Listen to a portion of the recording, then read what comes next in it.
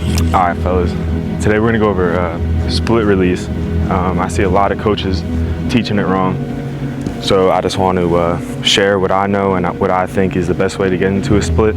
First thing is your stance, right? You know, a lot of guys are high. A lot of guys are like this, standing high. There's no power up here, but when I switch it from here to here, all my power is down here.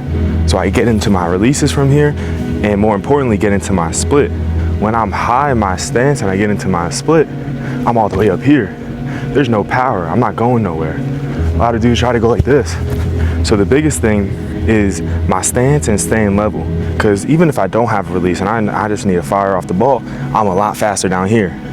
I got everything loaded so I could push out. So when I get into my split, my level doesn't change up or down from my stance. It stays the same. All my power is down here. So all my power is down here, I'm gonna keep it down there.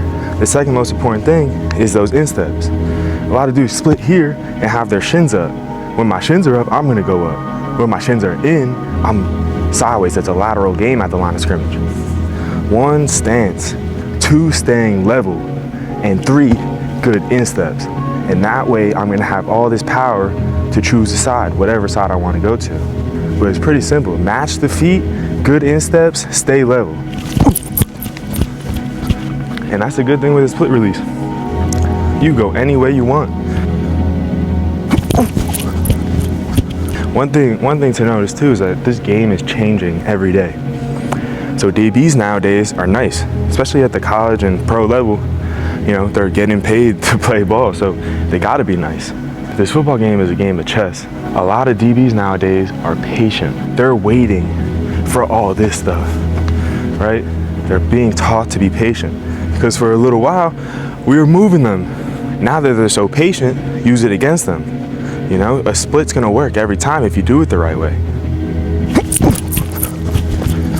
You know, a split is for press. If the dude's lined up 3 to 5 yards from me, what am I splitting here for? It's like, all right, now we gotta close that distance.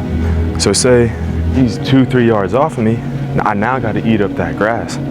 So I could slow play it where I could eat or get into it.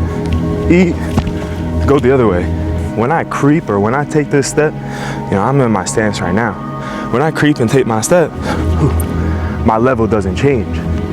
Why? Because I want all my power still down there when I get into my split. It ends up being the same thing, but just give them a different look. But yeah, that's the biggest thing when it comes to these splits. 1, the stance. When I get into my stance, I need to be loaded. So even if I don't have a release, I'm pushing out. 2 is staying level. When I'm here, I don't get out of this position. My height, with that I'm at right now, I don't go, it doesn't go anywhere. Because I just get right into it.